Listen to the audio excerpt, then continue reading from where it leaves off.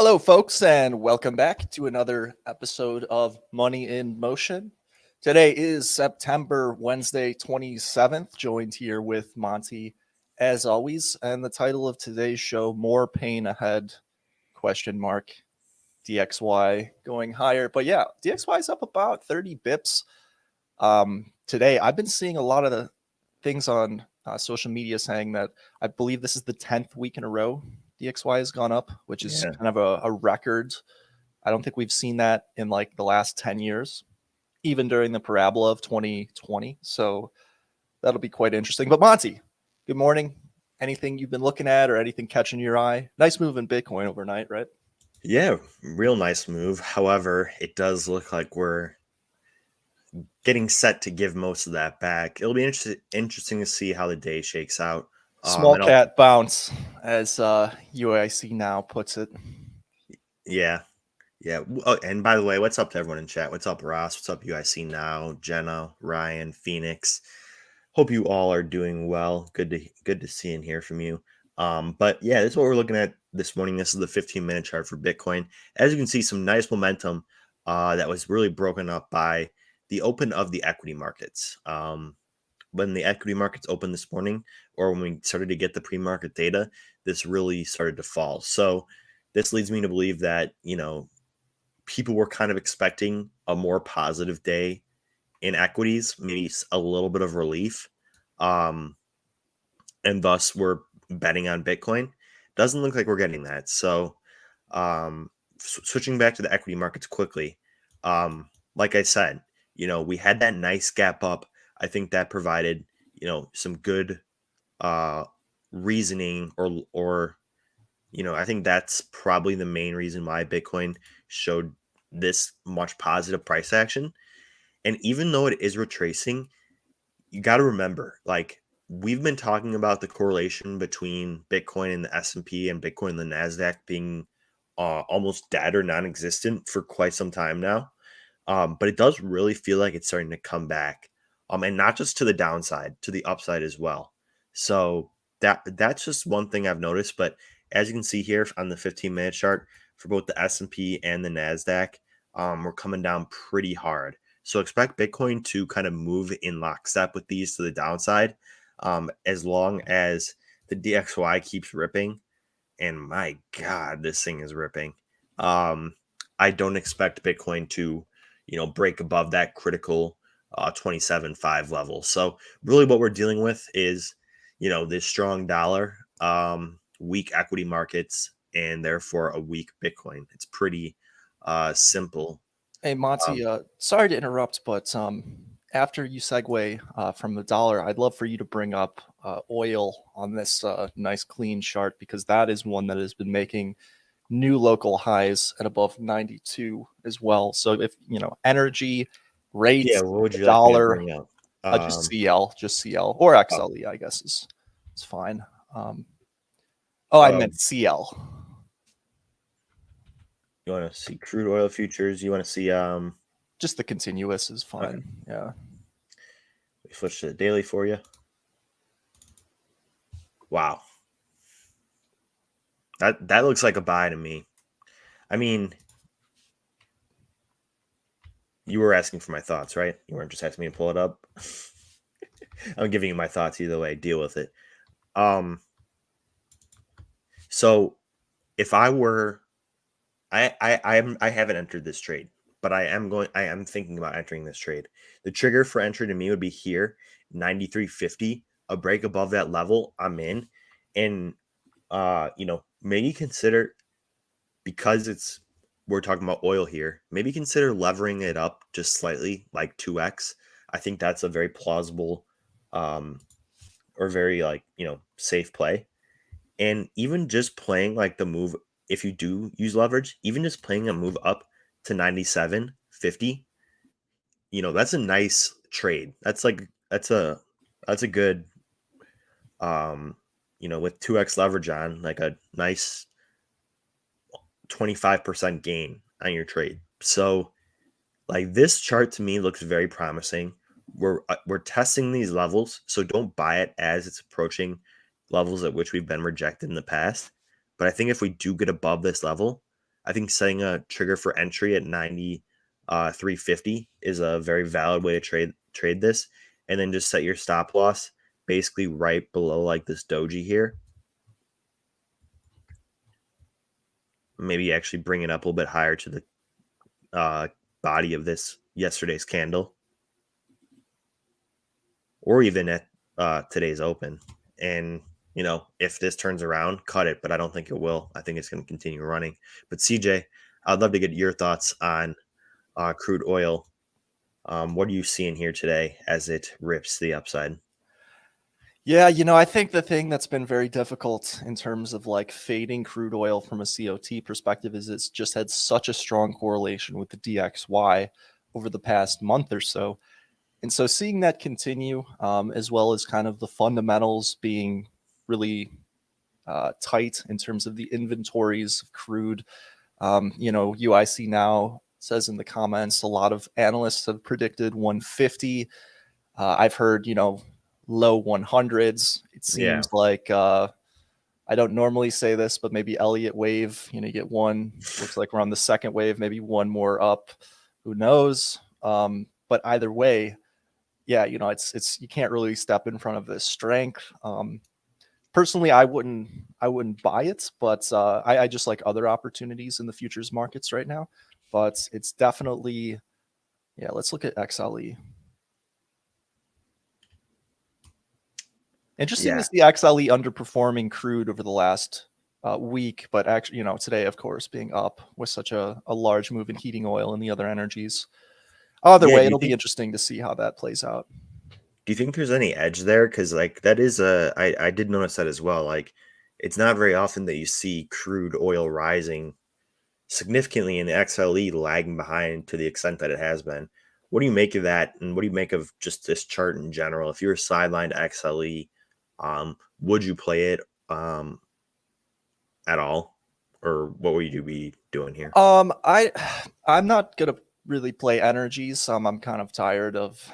I mean, it's a personal thing. Kind of tired of trading them from earlier in the year, but like I think that if there were to be an edge in any trade right now in terms of positioning, what you've seen, I wouldn't necessarily be looking at XLE. I would be looking at heating oil, and I would go short heating oil, long crude. So if you go to HO, I think that this actually is probably the primary edge that I can see in the energy market right now is going short heating oil, long crude. I'll construct that chart real quick and then I'll bring it up to show you. Okay. Interesting. So short heating oil, long crude. I know you've been talking about this short heating oil trade. Does seem like it's panning out pretty nicely over the last 3 days, and especially considering the fact today that we have XLE and crude up big and it's still doing nothing. If you're short this, I find that pretty encouraging. But yeah, and a nice hedge to that I think is long crude oil. So I just wanted to yeah, show you this exactly. chart, what it would look like if you were long. So yeah, this is what it would look like if you were long crude oil, short heating oil. And then over the That's a last great week, looking we've chart. really like that's where the edge is in the energy market right now. I think that's one thing that could work in multiple market environments, even if crude oil tops here. Is that So, the 20 period smooth moving average? yep, Yeah, that to me looks fantastic. We talked yesterday a lot about Bitcoin pairs. Um, but it's not just Bitcoin, right? Like this, I think, is maybe actually the best example you've shown of a pairs trade that I think will work out far better than if you were to take each trade individually. And obviously you can synthetically create this position. But looking at this chart, there haven't been many instances in which we break above that 20 period smoothing average and we don't at least trend for some period of time. So, that chart looks strong. I expect continuation of relative strength from crude oil into the weakness of heating oil. So this is a a very valid way to play it. Yeah, I like it. Well done. Well done. Sometimes one extra step can really make a pretty significant difference. Um, yeah, I guess just jumping into assets, I do want to cover soybean oil because I did cut a little bit of it last night, but I do want to add more to this once we get back to. I kind of have an alert set around 59 to basically 60. If we keep coming up into this level and then show some weakness, that's the level that I'd like to fade. Um, but I do think it's interesting that you do see grains up, namely soybean oil, with the dollar continuing to really rip. So that's one thing that is somewhat notable. Yeah, I'm also in a soybean oil short. I didn't close out any of my position today, but if we do head up and I have the same indicator on the moving average crossover, if we come up and get above that midline there, or that lower moving average, I would consider taking some off. Um, but even if we do get above that level, like, I'm not going to give up on this trade. You can see the 20 periods moving average is turning down. That's exactly what you'd want to see for something that's beginning a secular downtrend. And we've talked about how commodities are more prone to trending than something like, a stock, or even, like a basket of assets.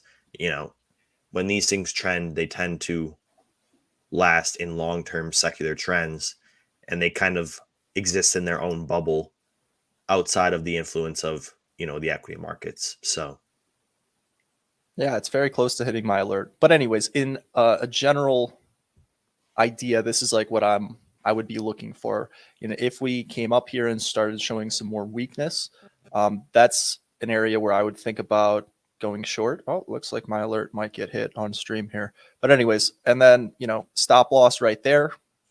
As long as you have that defined risk, I really like that idea of shorting this and playing continuation. Um, looking at other things that have kind of ended up like this, I did want to highlight this move today because it's really a nice indication of just how these longs have been continuing to get punished in cocoa. And it kind of reminds me of the move that we saw in oats recently. So we'll see ultimately how that kind of ends up, but I hope some of you guys may have caught that. Sugar has not really seen the same level of breakdown, interestingly enough, likely because there wasn't that many longs forced to capitulate. But I've been talking for a while. Need to pass it back to Monte. good stuff. Good stuff, though. Thank you for that. I want to shift back over to crypto. But I believe this is one that you've been talking a lot about recently, and I think is actually one of the more interesting charts in crypto. And sticking with the kind of pairs trade idea, this is the Link BTC chart. Okay, so this is Link relative to Bitcoin.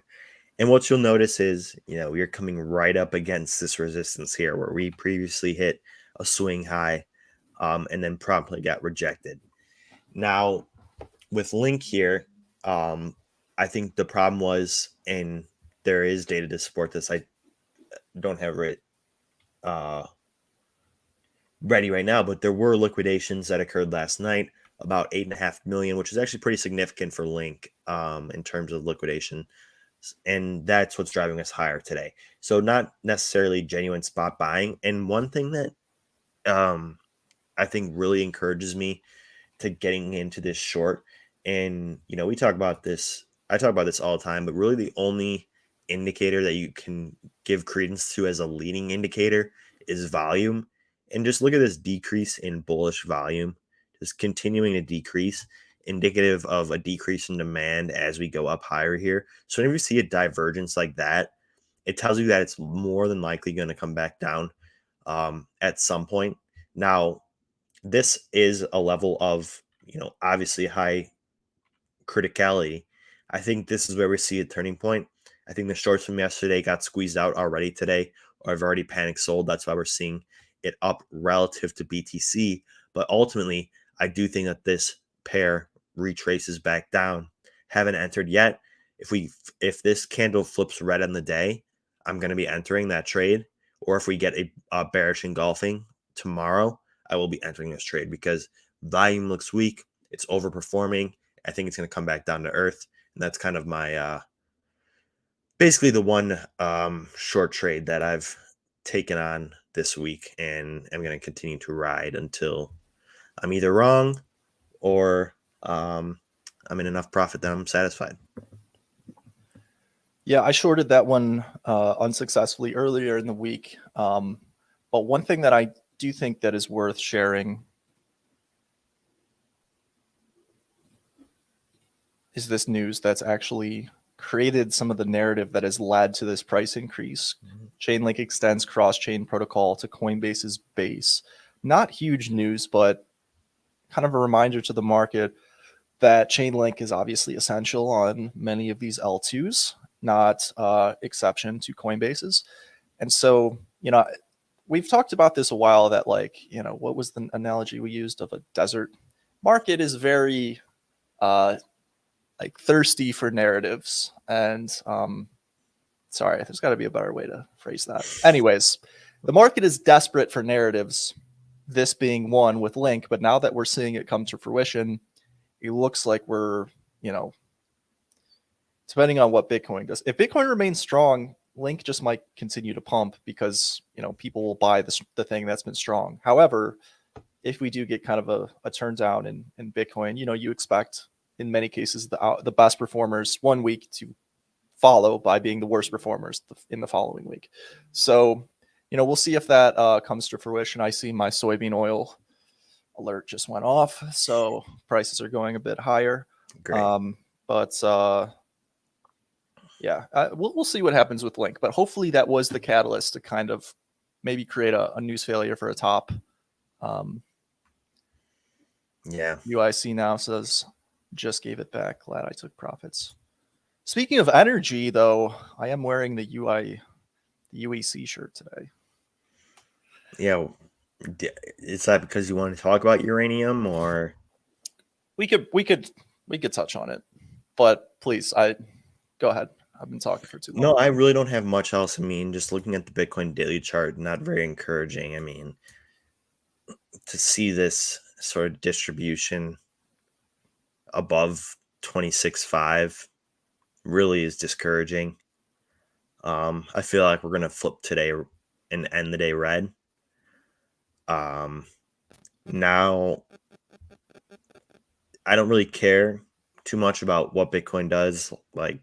I'm still holding my spot bag, but what it does will be very important for the altcoins.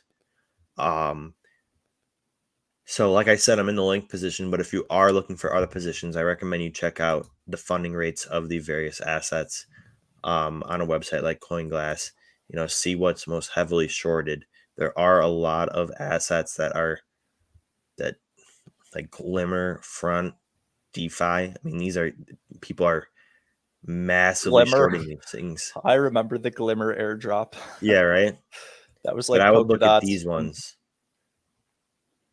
Like Doge has a positive funding rate. Litecoin has a positive funding rate. ADA, AVAX. I think those all are plausibly good shorts based on the fact that they have a positive funding rate. Oh, oops. I meant to be showing this tab. I'm sorry.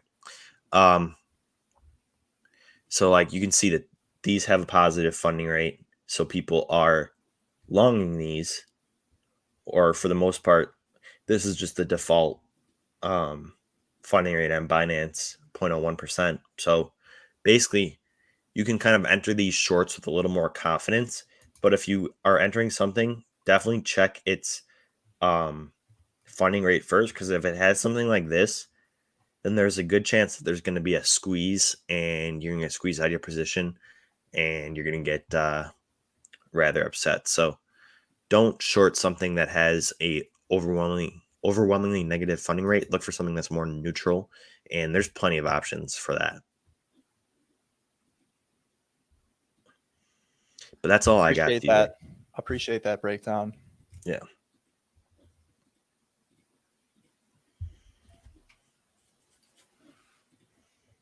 Oh, what is I that? just heard a lot of. Yeah, did you see this move today? Yeah, wow. Oh my gosh. The thing is, like, look how much further it could go.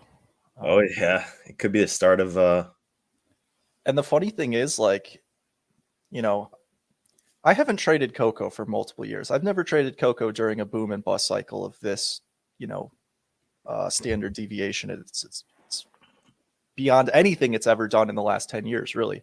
But like looking back at some of these very strong rallies, like sometimes it tests second, but like look at some of these moves. Like it doesn't let people get out. And same on the way up. Like you just have these very violent moves up and down in these markets that don't have like upward drift in the long term. So I right. mean, we'll see, but nobody really wants to own cocoa in the long term, in my opinion, the way they want to own something like Tesla or Amazon or Apple. So we'll see, but I think this is an interesting short that could really give back a lot over the, you know, I think you guys know my opinions on cocoa. I've been talking about it since August, so it's nice to finally see it break down. But what were we going to talk about? UEC. Your shirt. Yeah, I mean, might as well put a top in locally. I still think that this is a very interesting narrative long term that likely will come to fruition. I also think it's nice to see uranium pumping in accordance or in tandem with other energy like oil and heating oil. So that's quite interesting to me. But I mean, when you look, we are at this range high. We are starting to see some resistance. Um, so yeah, perhaps if the dollar falls, I think I would expect uranium to fall back into this range in the short term. But long term, throughout like the next decade, I do think UEC is a stock that goes to new local highs. But this bear market does scare me. I mean, look at this industry. It was That was literally a 10-year bear market following the Fukushima instance in Japan. That nuclear reactor meltdown really sent the industry into a dark place for a long time. But it's glad to see that we're beginning to move out. And when you think of all the other fundamental things that are playing into these companies, like Germany closing down their nuclear reactors.